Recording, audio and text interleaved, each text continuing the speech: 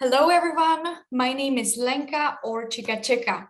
On this channel, I want to give you more opportunities and more possibilities on how to travel the world, since I'm very obsessed with this topic.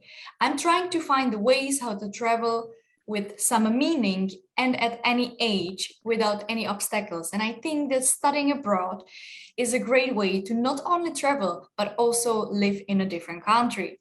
Today, it's my big pleasure to introduce you my friend Ahmed from Egypt, who has received a scholarship from Swedish Institute and is now living in Sweden for 2 years. So I'm very honored to have you here. Hello, Ahmed. Hello, Linka. Thanks for having me. Pleasure is all mine. Thank you one more time for your time. Not at all. Thank you for having me. It's good to be here. Can you please tell me a little bit about you? What is your background and what did you do on bachelor and so on? Sure. Well, I'm originally from Cairo, Egypt. I studied business administration. That's what my bachelor was about. And I graduated in 2010. And since then, I've worked in few jobs that they were all in the front line. So customer support, sales, and so on. Now I'm 34 years old and I'm doing my master's degree in sustainable service management and in Lund University. This is my last stop. Cool. How can you actually tell us what is Swedish Institute before we continue? Yeah, Swedish Institute is an organization that is part of the Swedish Ministry of Foreign Affairs. What they do is they provide scholarships for professionals, people who have graduated and started working. And what their target is that they want the students to learn more and more things that they can apply in regards to the sustainable development goals. So they can apply it anywhere here, or maybe if they want to go back to their country. So yeah, they are pretty much focusing on sustainable development goals. This is why also the scholarships that they provide, if your job is related to sustainability by any means, this is a better chance for you to be accepted. So, but it's not necessary. Everyone can apply. So it means that if I'm a student and I haven't have a work experience, I cannot apply for the Swedish Institute scholarship. I would say no. I think that it is required. Back when I was applying, because that was many months ago, but you need was 3,000 hours of work experience. So I think it's mandatory if you have worked 3,000 hours. Yes, I have read it on the website of Swedish Institute as well, and that you need a proof from your previous employer to say that you worked this amount of hours. Exactly, it is for professionals, and it's also good if you have any leadership experience. This is what they are looking for. This will enhance your options for being accepted. How did you personally find out about the Swedish Institute scholarship, and yeah, what brought you to this way after several years of working? It was actually a friend of mine. He was granted the scholarship and he finished his studies and came back to Egypt. So he told me about it and I found it very interesting. The thing is, when you work, you get to learn what is required for your job to be done perfectly. So you're limited to specific things. If you learn more than them, it might help you, might not. So I wanted to do a master's, to do this master's studies, especially in sustainability, because I'm not limited to my job. I have all the options to read everything I want, and I'm not even in our studies. The teachers tell us, okay, these are the articles. You will discuss them, but feel free to provide any information from other references. If you want to read anything else, you can do for sure. So I'm not limited to anything. So I thought it's a good opportunity to come to Sweden and study in here. This is better. This will help me a lot with my job when I go back.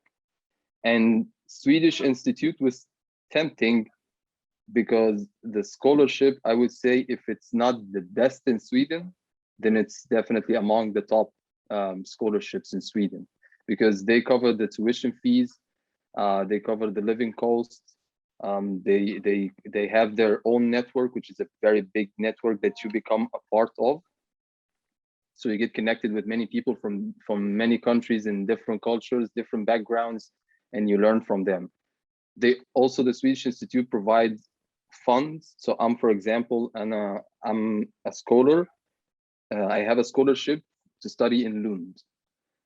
So the group from Lund, we together form a group, and then we receive funds from the Swedish Institute to do more activities related to sustainability, cultural activities, seeing sites, museums, and so on, or even fun activities that we can just group and run and have gatherings and talk to each other. Everyone speaks about his background. So Swedish Institute was really had a lot of things that make it very, very tempting. That sounds very interesting. Sounds very, very interesting. So you also during the studies maybe discover different parts of what your future job can look like, can I imagine? Absolutely, absolutely. Like I said, when you work from 9 to 5, you just focus on your job to get it done perfectly. You don't want to get distracted with more things. But when you come here, when I came here, what happened is that I met a lot of people from all over the world, from Czech, from India, from Spain, from Italy. And even though back in Egypt, I was working in sustainable development, when I came here, I'm looking now at sustainable development from a totally different perspective that I did not see before. Because before I was focusing on the operation, on the success of the project that we are making right now. But when you hear, you see it from a broader perspective. How did it start? What are the obstacles? What is sustainable development? How is it in the developed countries? How is it in the developing countries? So you learn much more from here. Cool. It changed me drastically. But now we are discussing the nice part of like studying again, like getting the new perspective. But my question is, wasn't it a difficult decision to actually say, I'm not working for 2 years now and I'm student again, or was it easy? Yeah, that's a good question. I would say that, of course, it's not an easy decision because you suddenly change everything, especially if you had a plan already. So this plan is, you will put it aside now. It's not going to be exactly as you put it. You're going to travel. And I also did not want to put a plan when I came in here because I wanted to come and learn the European lifestyle first and then come up with a plan. So you're basically traveling with no vision at all. All you know is that I'm going to study sustainable service management. After that, you start developing your plan. So I would say it wasn't an easy decision, but I would definitely recommend it. It was the right decision. It was really the correct decision for me. Amazing. Sounds like really going out of the comfort zone of having the 9 to 5 and then going to be exposed to new environment, new people, new country. Absolutely. And even if you go back to the 9 to 5 job after, then you will have a lot of information in your head and a new perspective and a new way of thinking. So I would recommend it to anyone. Don't just stuck in your job, and because you basically you keep learning forever. Even if you're like 80 or 90 years old, you still have to learn. It doesn't end. That's so true. It doesn't matter if you're learning through the institution or on your own, but you will have to learn all your life. It's like exactly. If you stop learning, you stop developing, and you will get bored. So. True. There is a quote: "What doesn't grow, it dies." Exactly. So before we move to the application process, are there any criteria which select who is eligible to apply for this Swedish Institute scholarship and who is and who is not? Yeah, There is, if you go to the website, you will find full details. Actually, the Swedish Institute website is extremely detailed and explicit. They have criteria. For instance, it's provided to certain countries. It's not for all the countries, so you need to check the countries list first. You will need a minimum hours of work experience. You will need also, if you have participated in anything else other than your work, it will help. Like in my case, I was part of a project that is done by an NGO. This was very helpful. This enhanced my my chances. So I would recommend that if someone is applying, you should go to the website. It's actually the advice that was given to me, and it was a very helpful advice. You go to the website and you read, and don't get bored of reading. Read it by details, because the Swedish Institute, they are telling you exactly what they are looking for, as if they are giving you all the cheating that you, all the tricks that will make you pass this. So all the criteria is on the website. It's very detailed. So how was it for you? How did the application process started? How long did it take you to do? What did you have to collect? And also my question is, did you have excellent grades on your bachelor? No, not at all. That's the good thing about the Swedish Institute, is that they focus on your professional CV rather than your academic one. So in my case, I don't have good grades, but my CV somehow matched. It was in accordance with their requirements. So even if you don't have good grades, it's okay. The application, I would say the hard part in the application was the reading part, because you open the website and then you read about something, and then you will find that, okay, if you need more information about this, click on this link. So you open the link on a new tab, you finish reading, and then you go to this. So you have like 6 or 7 tabs, and you have to navigate between them. But this was I would say that this has increased my chances by like 80% at least. It's the most important part. So it's difficult, but important. And when I started doing the application, I got a lot of help, actually, because first of all, you need a letter from your employer. So your boss or the HR or whoever, it's specified also on the website, should write about you. So I got lucky in this one, because if they just tell you, if they write that Ahmed was doing this, okay. But if they are explaining that Ahmed is motivated, he's proactive, and so on, then Swedish Institute would get the idea that the employer is happy with this person, so this person it can be a leader in some day. So I got good help. I'm grateful for my previous employer that they wrote a good recommendation letter to say about me, and also the NGO that I worked with. They helped me with the application, and then I started to write my motivation, my letter of motivation, and I think there was a CV as well. It takes time, but I would say that this Swedish Institute application is not very difficult, because you don't have to do any extra studies like IELTS or anything. It's just some criteria. If you have it, then you don't need to do anything else. Who helped you out? You said you needed help, and you had help. Yeah, I had help from my previous employer when they helped me with the application, because they wrote this letter, not me. Also, the NGO helped me with this, and I had a lot of help again from the website, because I knew exactly what they're looking for. So for instance, in my last job, I had 2 parts: the business development part and the sustainable development part.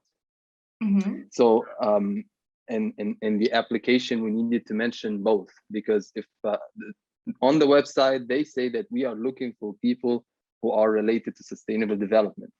So we were focusing on this part in my application. So my employer made sure that it is clear that he was working in our sustainability projects and so on. So I got a lot of help from the employer, from the NGO, and from the Swedish Institute website. Cool. And also my friend, I'm sorry for interruption, but my friend who told me about the Swedish Institute, he's the one who told me that you should read and read and read. This was a very good advice from him. Yeah, I recommend this also with the Erasmus Mundus and with any other programs, that usually the hardest part is just going through all the information, and unfortunately no one else can do it for you. You have to read everything step by step, every single page. But the programs, I would say, very often provide all those information on their website. True, exactly. This is exactly what I'm trying to say. Because when any... you read, there are details. Sorry for interrupting you again. There are small details that you will find. They are not written in bold or anything. They are just there between the lines, but you have to see them yourself. If you found them, they will help you a lot. So this is why you have to read and read. You know? So you put attention to every single information which was on the website. Absolutely, yeah. Cool. Did you have to do any kind of interview? No. No. It's no, just the application, and then the Swedish Institute, they have the rights to confirm the information. They have the rights to refer back to my employer, for example, and ask them if this information is valid or not. So. But no interviews, no. How long? Let's say that I would like to apply for the Swedish Institute scholarship, and I would like to start studying. How much in advance I should plan this, like with the application and with the time, at least roughly it's like 1 year beforehand? I would say that you don't need this much time, especially that there are no extra studies or certificates that you will need. So you just need to go to the website and find out when is the application starting. Let's say it's going to start in January.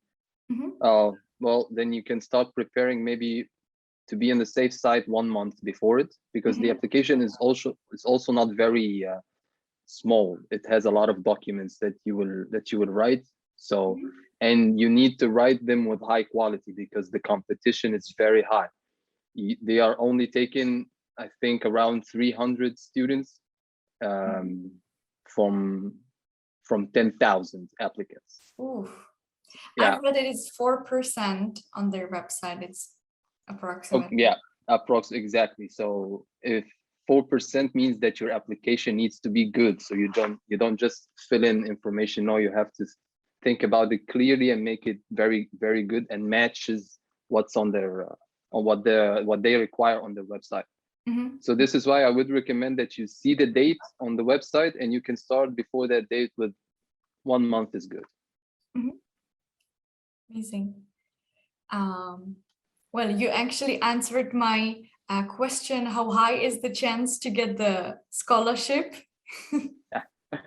Yeah, it's not very high, but what helps you is exactly the two things that I told you. Prepare very well, read very well. This is going to help you a lot. If I'm correct, but also I will link the link to Swedish Institute and all the information below this video. But if I'm correct, the application ends at the end of February 2022. So, but I recommend also to see the website. Then it's better if they start in the end of January to start on the application. And of course, the sooner the better. It's not gonna like be bad by any way. So, but 1 month is good. Cool, that's good.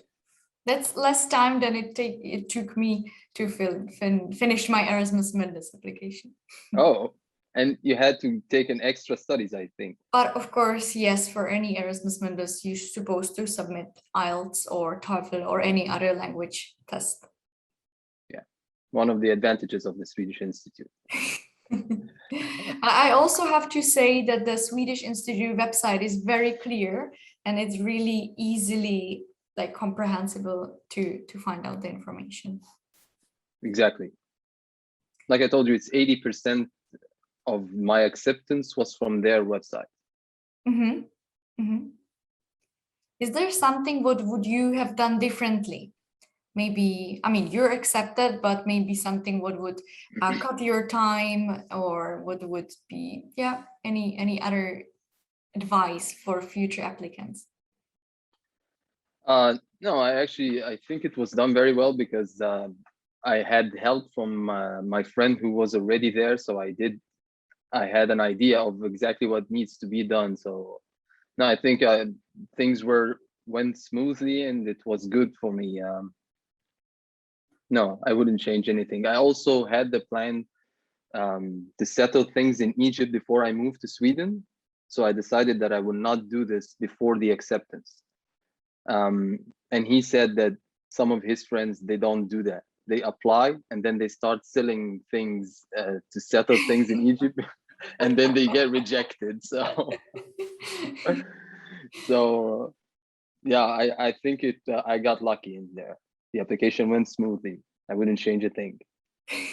So you actually started with my other question. What was the process after you got the confirmation of your studies? Well, that depends on everyone's plans, like what he wants to do then, and how he thinks he will organize his things. But I would say that the first thing to be done once you get the acceptance, next day go to the Swedish embassy, so Mhm. you can get your residence card. For me, they told me it will be in 2 weeks, and I got lucky. They sent it was there after 3 weeks, which is good. Mhm. I know that other people were not lucky. It was late, not from Egypt, from other places. So the thing is, when it's late, when your residence card gets delayed, the Swedish Institute is not responsible. So um, if you're not there on time, your scholarship might be lost. So this is why you need to go to the Swedish embassy the first thing, so you can give yourself Mhm. time. You'll have a lot of time before the studies begins. Mhm. Mhm. When approximately do you get the confirmation about your studies, and how big is the time span between the confirmation and actually have to be here in Sweden? In my case, the confirmation was on April. I Mhm. remember it was on April, and I think I have applied on January or February, around that. So I think it was like 2 to 3 months for the confirmation. And then the confirmation was in April. I came here in August. So you get 4 months after the confirmation. And it's actually not much. Like some people might hear 4 months, oh, that's a good time, but it's a little bit squeezed. So if you once you get the acceptance, I would recommend whatever you have in mind, whatever your plans, start. Don't postpone it, because 4 months is not much. I agree. I have a lot of colleagues from Asia and also from Africa, and especially now in the pandemic, all the visa process, all the embassies work even slower than usual.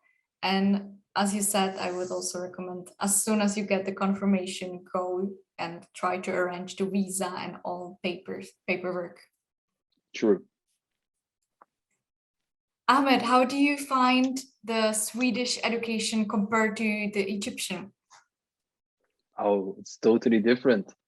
um well, first of all, in here, when I learned in Egypt, we were all Egyptians. So the most thing noticeable here is that I'm between a lot of cultures, a lot of nationalities. This is actually the most educating part, that you deal with a lot of people. So I didn't have that in Egypt. We were all Egyptians mostly. And in here we have a lot of reading. So the education style is a little bit different than Egypt.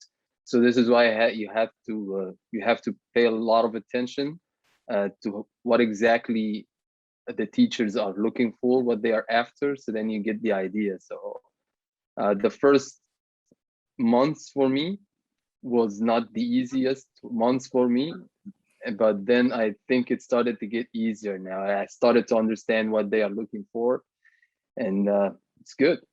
I would say it's not exactly what I expected. It's more theoretical, but I would probably say that this is maybe related to my college or my master's. It's not a European thing, but I don't know actually. But it's a little bit different.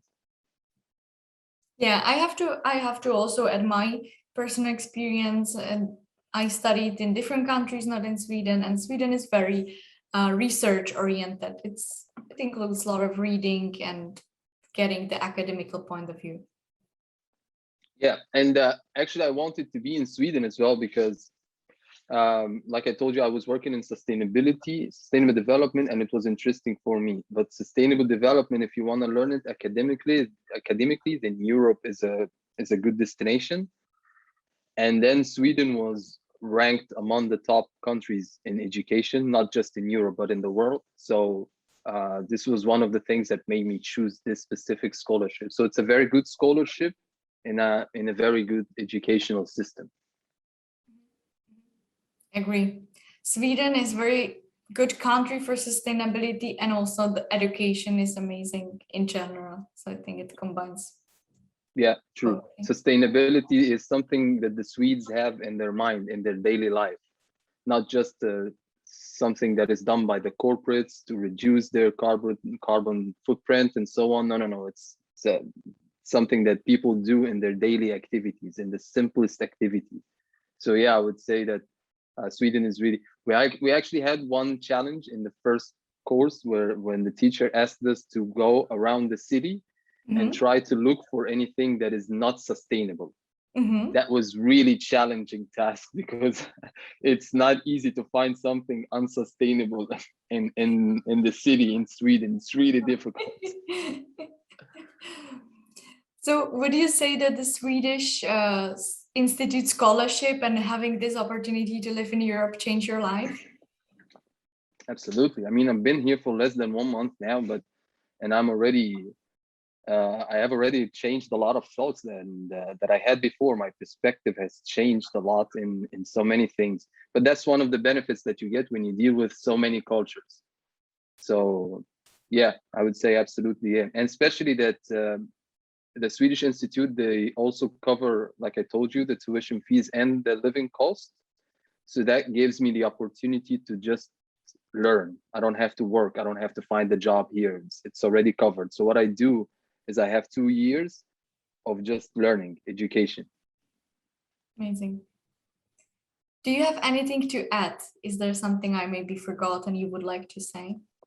I would say, again, read the application, read the website very, very carefully. That will be my #1 advice and one and only advice. Cool. And I want to thank you very much for having me. It was a good opportunity. Thank you very much. Thank you for your time, and thank you for sharing this valuable experience and knowledge, and I hope it will help other applicants also to see that there are other opportunities to study and travel in Europe and beyond their own countries. I wish them all good luck, and thank you very much for that. Thank you, and see you guys in the next video. Stay tuned, subscribe, like this video. If you found it informative, share it with your friends if you think that they would be interested, and see you in the next video.